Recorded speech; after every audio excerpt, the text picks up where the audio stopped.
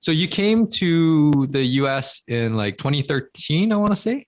2013, yeah, 2013. 2013. Okay. Yeah. So when you first came over, explain that transition. Because, like you said, you learned some English in school, but as we know, any type of language in school that does not translate into real Yeah. world conversation. So, what was that transition like moving, to the US, but also learning the language, learning the culture, and all of those things? Yeah, I mean, as you probably know, like Missouri is like really Midwest. Really, there wasn't nothing around the school, which I didn't know about. Actually going to the Missouri, so I didn't know anything about school. So before going to Missouri, I was kind of imagining like, because all my information about America was based on movies and stuff. Yes, So yes. I was always, thinking, oh, it's gonna be like LA, there's Yeah. a lot going on. Yeah. But I got to school and there was nothing around. I was like, oh my God, I probably made the biggest mistake of my life.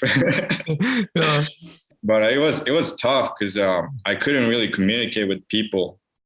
There was probably a few Japanese students on campus, probably around 10 Japanese students, but I kind of avoided them just because I wanted to practice my English, especially for the first year, Yeah. because I wanted to practice. But it was really hard at the beginning. Mhm. I forgot to even ask you, where are you originally from in Japan? Oh yeah, I'm from Hiroshima. Got it. So, I Yeah. mean, you're more in the city area. Yeah. Yeah. So it is a big difference because, as Japan, it can be very, very, it's very a big city, very Yeah. crowded, a lot of things to do, and when you go to some place that's more rural in the US, it's like very rural. Like there's Yes. hardly anything around. Yeah. Yeah. So I can only imagine, like that shift in culture and lifestyle and all of that. But thinking about, so you mentioned, I think that's how most of you guys really pick up English fast is that you immerse yourself in the language, but also staying around people that can't speak Japanese, right? So then you're forced to talk English or speak English with them. So For thinking sure. about that, like when you first started, were you like already in some type of athletic training like curriculum, or were you even doing observation hours or clinical from the first year? Yeah, the program that our school had was a Mhm. 3 years program. Okay, But you can apply in the first year as a freshman.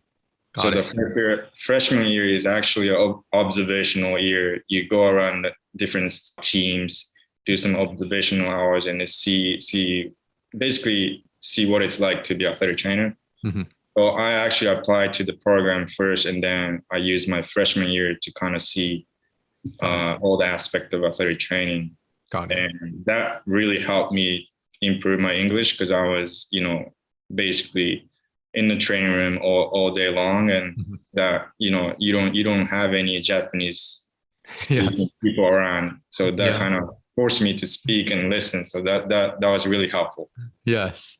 Besides just being surrounded by English speakers, right? Maybe for future Japanese students who are aspiring to come to the US, not only for athletic training, but any type of studies, right?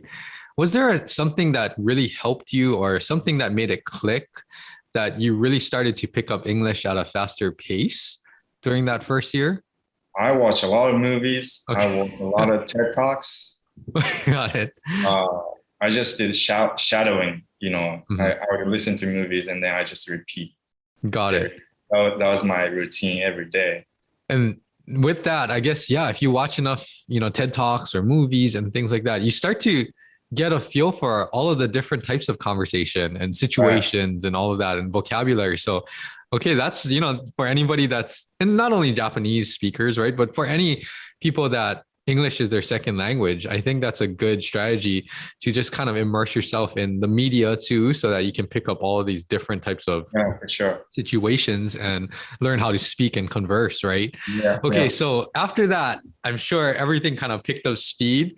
Explain what it was like going through athletic training, the curriculum, what it was like at Lindenwood, and kind of how it helped you to develop this foundation.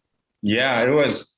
I'm really glad I picked that school actually looking back because it was smaller school. The program wasn't that big. We only had like, as a sophomore class, we only had like probably around 10 to 15 classmates. So it's relatively smaller than other big schools.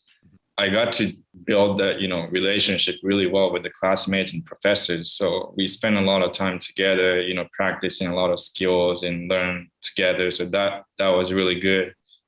And also our professor had a really good professional relationship with professional NFL teams that was in St. Louis.